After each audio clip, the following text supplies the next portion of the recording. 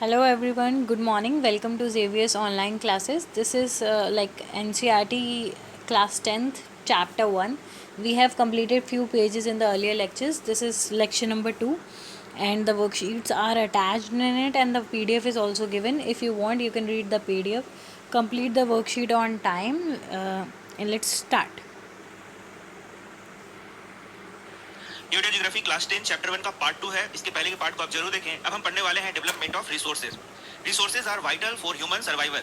जैसा कि आप सभी जानते हैं, ह्यूमन के सर्वाइवल के लिए रिसोर्सेज या फिर बोले नेचुरल रिसोर्सेज का बहुत बड़ा योगदान है। साथ ही साथ ह्यूमन के लाइफ को बहुत अच्छा बनाने के लिए या फिर कहें उनके क्वालिटी ऑफ लाइफ को बढ़ाने के लिए भी इन रिसोर्सेज का बहुत ही बड़ा योगदान है। It was believed that resources are free gifts of nature. ऐसा माना जाता था कि ये रिसोर्सेज नेचर के फ्री गिफ्ट्स हैं। As a result, human beings used them indiscriminately and this had led to the following major problem। और यही कारण है कि मनुष्यों ने बिना सोचे समझे, बिना सूझबूझ के इन नेचुरल रिसोर्स का दोहन किया, जिसके कारण आज हमारा जो पृथ्वी है उसमें बहुत सारी समस्याएं देखने को मिल रही है। तो मनुष्यों के द्वारा बिना सोचे समझे इन रिसोर्सेज का उपयोग किए जाने के कारण बहुत सारी समस्याएं आ खड़ी हुई हैं। तो ये देखते हैं वे कौन कौन से मेजर प्रॉब्लम्स हैं जो कि यहाँ पर बताई गई हैं। तो आप देख सकते हैं यहाँ पर डिप्लीशन ऑफ रिसोर्सेज का बहुत सारा दोहन किया गया, जिसके कारण रिसोर्सेज का क्या हो गया है, बहुत कमी हो गया है। और ये रिसोर्सेज का कमी क्यों हुआ है? क्योंकि कुछ इंडिविजुअल के ये स्वार्थ को सेटिस्फाई करने में ही लगा रहा। तो आप देख सकते हैं सबसे पहला है depletion of resources. Depletion of resources कहने का मतलब है कि रिसोर्सेज का बहुत कमी होना, डिप्लीट होते जाना। For satisfying the greed of you individual, कुछ लालची लोगों ने इस रिसोर्सेज का बहुत दोहन किया, जिसके कारण डिप्लीशन ऑफ रिसोर्स होते चला गया।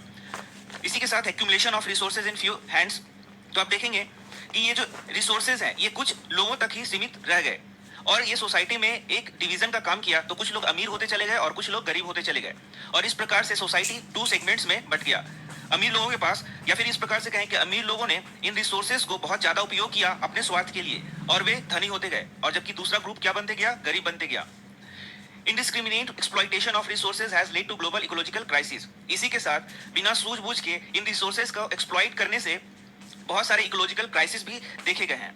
जैसे कि आप सभी जानते हैं ग्लोबल वार्मिंग है, ओजोन लेयर डिप्लीशन है, इन्वायरमेंटल पोल्यूशन है, लैंड डिग्रेडेशन है। ये सारे प्रॉब्लम्स क्यों खड़े हुए हैं? क्योंकि हम लोगों ने, या फिर कहें कि कुछ लोगों ने रिसोर्सेज को बहुत ज्यादा एक्सप्लॉइट किया है बिना सोचे समझे अपने स्वार्थ के लिए। तो आप देख सकते हैं ये 3 पॉइंट्स यहाँ पर बनाए गए हैं। तो यदि एग्जाम में प्रश्न आता है आपको कि आखिर वे कौन से प्रॉब्लम है जो कि खड़े हुए हैं इंडिस्क्रिमिनेट यूज ऑफ रिसोर्सेज के कारण, तो आप इसका आंसर यहाँ पर दे सकते हैं। An equitable distribution of resources has become essential for a sustain quality of life and global piece.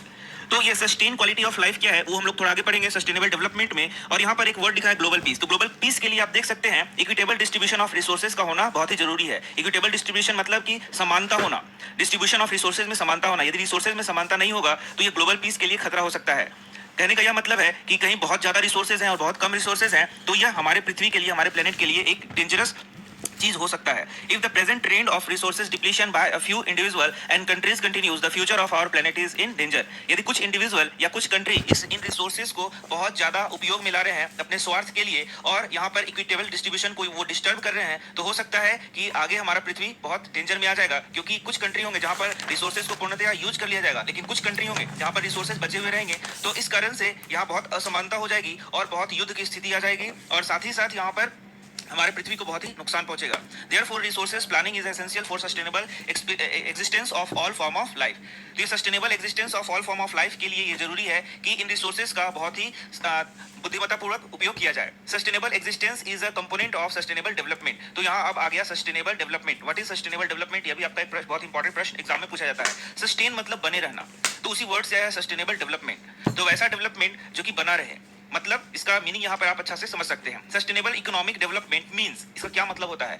Development should take place without damaging the environment. Development ऐसा हो जिससे कि एनवायरनमेंट डैमेज ना हो, इन्वायरमेंट को इतना ज्यादा एक्सप्लॉइट नहीं कर दिया जाए जिससे कि इन्वायरमेंट डैमेज हो जाए। And development in the present should not compromise with the need of future generation. तो डेवलपमेंट इस प्रकार से होना चाहिए ताकि नेचर को ज्यादा हानि भी ना हो और साथ ही साथ हमारा काम चलता रहे और फ्यूचर जनरेशन के लिए भी हम कुछ इन रिसोर्सेज को बचा के रख सकें।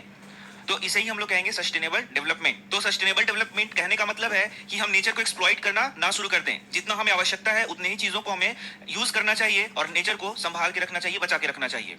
आगे देख सकते हैं आप रियो डी जेनेरियो अर्थ समिट के बारे में बताया गया है जो कि 1992 में हुआ था। In June 1992 more than 100 heads of states meet in Rio de Janeiro in Brazil for the first international Earth Summit. तो यहाँ से एक प्रश्न आता है आपका कि फर्स्ट इंटरनेशनल अर्थ समिट कब हुआ और कहाँ हुआ। तो यह 1992 में हुआ था और यह रियो डी जेनेरियो ब्राजील में हुआ था। The summit was convene for addressing urgent problems of environmental protection and socio economic development at the global level. तो यहाँ से एक प्रश्न होता है कि ये जो रियो कन्वेंशन हुआ था उसका मेन एजेंडा क्या था, वह क्यों हुआ था। तो आप देख सकते हैं उस समय के urgent problems of environmental protection and socio economic development at global level, इसी के कारण यह हुआ था। Problems on environmental protection, environmental protection को लेके जो प्रॉब्लम्स थे और साथ ही साथ socio economic development global level पर कैसे स्थापित किया जाए, इसी को लेकर यह अर्थ समिट हुआ था। The assembled leaders signed the declaration और यहाँ पर डिक्लेरेशन को साइन किया गया on global climatic change and biological diversity. तो यहाँ पर एक डिक्लेरेशन को साइन किया गया जो कि किस चीज पर था, ग्लोबल क्लाइमेटिक चेंज पर था और बायोलॉजिकल डाइवर्सिटी पर था। The Rio convention endorse the global forest principles and adapted agenda 21। तो आप देख सकते हैं इस रियो कन्वेंशन में एजेंडा 21 को अडॉप्ट किया गया for achieving sustainable development in the 21st century. तो 21st सेंचुरी में सस्टेनेबल डेवलपमेंट को कायम करने के लिए एजेंडा 21 को एक्सेप्ट किया गया या अडॉप्ट किया गया, कहां पर, रियो कन्वेंशन में। तो ये सारे प्रश्न आपको एग्जाम में पूछे जा सकते हैं। तो आप देख सकते हैं एजेंडा 21 के बारे में बताया गया, यहाँ से बहुत इंपॉर्टेंट प्रश्न पूछे जाते हैं। It is the declaration signed by world leaders. तो जैसे मैंने पहले बताया आपका रियो कन्वेंशन में एजेंडा 21 को अडॉप्ट किया गया था at the United nation conference on environment and development. तो यह 1992 जो रियो डी जेनेरियो में कन्वेंशन हुआ था वहां पर इसको अडॉप्ट किया गया था एजेंडा 21 को, which took place at Rio de Janeiro, Brazil. It aims at, इसका एम क्या था, तो आप देख सकते हैं इसका एम यहाँ पर लिखा गया, it's aims at achieving global sustainable development. तो सबसे पहले एम क्या था, ग्लोबल सस्टेनेबल डेवलपमेंट को कायम किया जाए। It is an agenda to combat environmental damage, combat मतलब फाइट करना, किसी चीज के अगेंस्ट फाइट करना। It is an agenda to combat environmental damage, poverty, disease through global cooperation on common interest, mutual needs and share responsibilities. तो आप देख सकते हैं इसका क्या क्या एम था, एनवायरमेंटल डैमेज से फाइट करना, पॉवर्टी से फाइट करना, ग्लोबल कोऑपरेशन को कायम करना। तो ये सारे इसके एम थे। One major objective of the agenda 21 is that every local government should draw its own local agenda 21। एक मेन ऑब्जेक्टिव आप देख सकते हैं एजेंडा 21 का कि every local government should draw its own local agenda 21, कि प्रत्येक लोकल गवर्नमेंट अपने लिए एजेंडा 21 को ड्रॉ कर सकता है। तो यह था एजेंडा 21 जिससे बहुत इंपॉर्टेंट प्रश्न पूछे जाते हैं। तो मिलता हूं आपसे नेक्स्ट वीडियो में, धन्यवाद। जियोग्राफी क्लास 10 चैप्टर 1 का पार्ट 3